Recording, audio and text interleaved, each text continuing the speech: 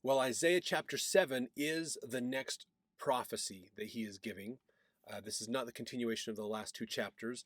This one is to the nation of Syria, where Damascus is their capital.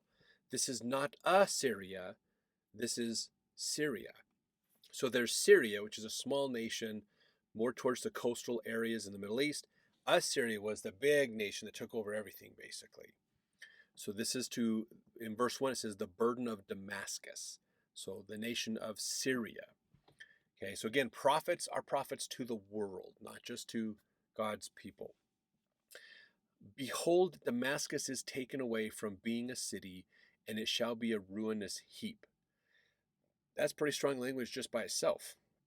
Verse 2, the cities of Aroer are forsaken.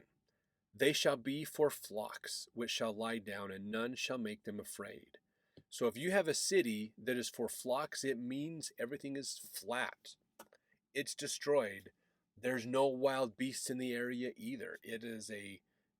Nature has taken it back. It turned into a nice lush area so that the flocks, which are sheep, can basically safely live there.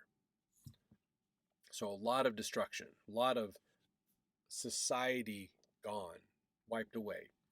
Verse 3, the fortress also shall cease from Ephraim, that's the northern kingdom, and the kingdom from Damascus, and the remnant of Syria. They shall be as the glory of the children of Israel, saith the Lord of hosts. So they're going to face the same fate. Remember, the northern kingdom, Ephraim, and Syria formed an alliance to go against Assyria several chapters ago. Verse 4, in that day it shall come to pass that the glory of Jacob shall be made thin, and the fatness of his flesh shall wax lean. So what this is talking about, the glory of Jacob is what we're talking about, but we're using this idea of fatness and leanness. So if you are fat, you have abundance, especially in this day and age of Old Testament times, the agricultural areas. You just ate what you had, basically. There wasn't a grocery store to go to. You grew it or you found it, basically. That's what you had. So to be fat meant you had an abundance of food. You had lots of grains and fruits to eat. You had a lot of animals to kill and cook and eat for proteins. You had a lot of opportunities to do stuff, and you're probably not working as much too. You've got such a good economic prosperity that you're paying servants to do things for you, so you can sit around more, which allows you to become more fat, less burning of calories, if you will. Not that calorie in, calorie out is how it works, but if you're more sedentary, you're more likely to have more weight, excess weight, because you're not moving, basically. You're not burning that off. But then the flesh shall wax lean. So the fat is going to be burned off, which means you're not going to have as much abundance and you're going to have to work harder, basically. So the glory of Jacob is going to go from abundant to scarce. The glory is going away. Verse 5, and it shall be as when the harvestman gathereth the corn and reapeth the ears with his arm. It shall be as he that gathereth ears in the valley of Rephaim. So again, it's not going to be quite as good as they're thinking. Now verse 6, yet gleaning grapes shall be left in it, as the shaking of an olive tree, or 2 or 3 berries on the top of the uttermost bough, 4 or 5 in the utmost fruitful branches thereof, saith the Lord God of Israel. So what he's saying here is the destruction is going to be bad, but a remnant will be kept. If you're gleaning the corn with your hands, going along pulling the corn off, basically you're going to miss some. Some might fall out of your arms. If you're carrying it all together, if you've ever tried this, if you carry a bunch of corn in your arms, they will roll off of each other sometimes. If you get too high, they'll start to fall off. It won't take much for that to happen. So some will be left. Talking about grapes, you're going to get to these points where you can't reach them. Some will be left. A remnant will be left, basically. And that's this metaphor of not these people will not be utterly destroyed all the way, but a remnant will be left of them that will return in the last days. Verse 7, at that day shall a man look to his maker, and his eye shall have respect to the Holy One of Israel. this is the last day. So the destructions happen now. We're looking to God for our help.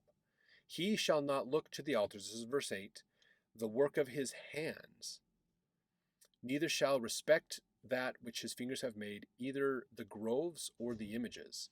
So verse 8 is saying that they're going to get away from the idols. So idolatry will go away. People will go, this stuff isn't working. I need the real God. And he is somebody I need to talk to through prayer.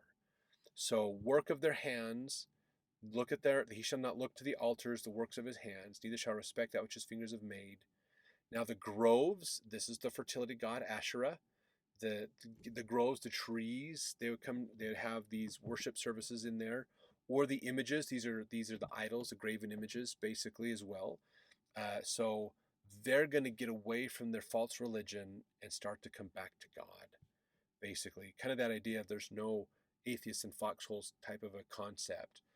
They're going to go, what I did doesn't work. What I did in good times isn't working. So bad times, I'm going to go to the God that inherently we have an understanding does exist and is there.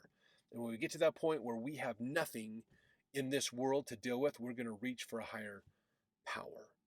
And God is the one that we'll go to at that point. Verse 9, in that day shall his strong cities be as a forsaken bough, and the uppermost branch which they left because of the children of Israel and there shall be desolation. Because thou hast forgotten the God of thy salvation, and hast not been mindful of the rock of thy strength, therefore shalt thou plant pleasant plants, and shalt set it with strange slips. So they forgot God. They thought they could be prosperous and successful on their own. Verse 11, in the day shalt thou make thy plant to grow, and in the morning shalt thou make thy seed to flourish. But the harvest shall be a heap in the day of grief and of desperate sorrow. So you're going to think, oh, going away from God is okay. My life is seeming nice. I have more abundance. I don't have to pay my tithing, so I get 10% income. I don't have to go to church on Sundays, so I have my weekends freed up. It's going to feel good. It's going to feel new and nice. It's going to be great to not have God in my life. But when it comes to pay the piper, when the harvest comes, that's the hard time, okay? That's a time where you're going, crap, I've got to put this together to survive winter. You're not going to have anything to harvest. There's not going to be anything there. So this is when you come to the day of sorrow, when you realize, oh my gosh, the second coming of Christ is here. What do I do now? I haven't planted those seeds. I haven't done the things God has wanted me to do. I'm $1 short and a day late. This is, remember, a lot of people might remember, especially if you're older, the metaphor of the ant and the grasshopper. Grasshopper partied all summer, ant spent their time preparing, getting ready. So when winter came, the grasshopper's like, dude, ant, let me in, help me out. And the ant's going, I can't help you, man. You made your own choice. Grasshopper dies in the winter. The ant survives because he was prepared. That's kind of what they're going at. But this is not so much physical preparedness as it is spiritual preparedness. We need to be spiritually prepared. If we are not spiritually prepared, we will not survive the hard times that are coming. And we've seen this even from 2020 and on, that we have to be more on purpose with the gospel. The gospel is not something that we can just live because it's culturally appropriate to do. We have to be followers of God inside ourselves. This is the major problem that we have in the church today, in the LDS church, I should say. Probably in all churches, really, is the major problem. Religion has become culture. When religion becomes culture, it becomes less faith. So this is the pride cycle. We talk about this, okay? People have hard times. They pray to God. God, when they finally humble themselves and bring things together, God takes care of them. When God takes care of them and blesses them, they start to gain and have prosperity. As they gain and have prosperity and organize themselves to help each other, they want the rules of their society to reflect the teachings of God. And so society is a reflection of their religious beliefs, their beliefs in God. The problem that happens is as society becomes religious, religion becomes secondary. We follow the letter of the law. We follow these things because we're supposed to. We impose rules and guidance and warnings and punishments and jail time and fines if we don't follow these. So we follow them out of fear. We follow them out of obligation, but we don't follow them because we believe in God. We lose our faith. We start to fall apart. Wickedness starts becoming normal. And the more normal it gets, it all falls apart. And wickedness eventually changes the rules. So the rules are now pro-wicked, anti-good, and then things eventually get to destruction. That's that lower part of the cycle, basically, that we're getting to in the pride cycle. So that's exactly what they're talking about, basically. Verse 12, woe to the multitude of many people which make a noise like the noise of the seas, and to the rushing of nations that make a rushing like the rushing of mighty waters. This is really interesting to think about. This is lots of people shouting and yelling, basically, this rushing sound. If you've ever been to a concert and you hear that rushing sound of the people, that's what they're talking about here, basically. But the problem is the nations are going to rush together. They're not rushing to God. So verse 13, the nations shall rush like the rushing of many waters, but God shall rebuke them, and they shall flee far off, and shall be chased as the chaff of the mountains before the wind, and like a rolling thing before the whirlwind.